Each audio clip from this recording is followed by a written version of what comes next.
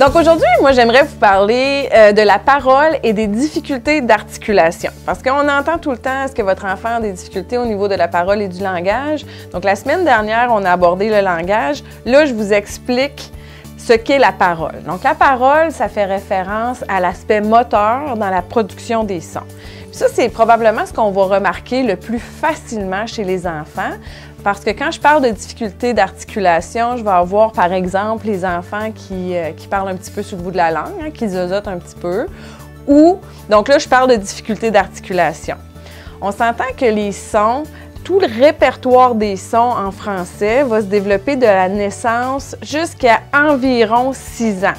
Puis le dernier son que les enfants vont produire correctement, c'est le fameux phonème R, le R. Okay? Donc, c'est typique. Si à 4 ans, ils ne prononcent pas encore le R, ils le remplacent par un autre son, on ne s'inquiète pas, ça fait partie du processus.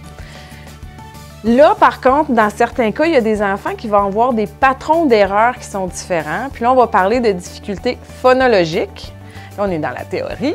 Donc, au niveau des patrons d'erreur, puis là, vous allez avoir des exemples, c'est croquant. Là. Par exemple, les enfants qui vont remplacer tous les que, g par des t, de. Donc, vous avez un enfant qui va, au lieu de dire concombre, il va vous dire un tontombre. Au lieu de vous dire un gâteau, il va vous dire un dato. Donc, vous en avez, je suis certaine. Donc là, on parle de patrons d'erreur. Puis là, c'est important d'intervenir pour corriger et travailler le bon placement articulatoire des sons.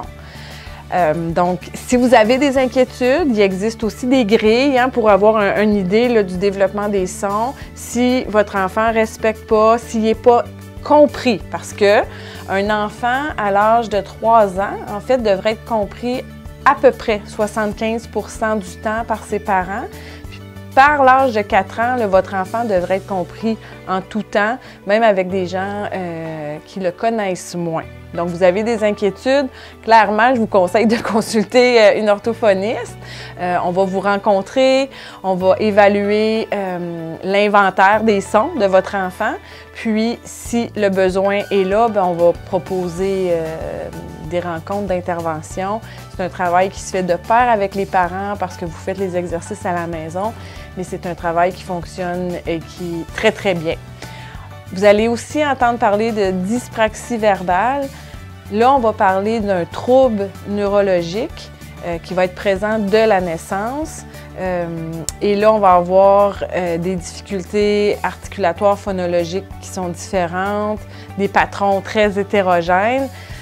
Donc là, le suivi en orthophonie va être grandement nécessaire. Donc, mais l'orthophoniste, en fonction de l'évolution de votre enfant, va être en mesure de confirmer ou non si on parle d'un trouble plus sévère, donc une dyspraxie verbale. Sur ce, si vous voulez en apprendre davantage, je vous invite à aller voir notre site web.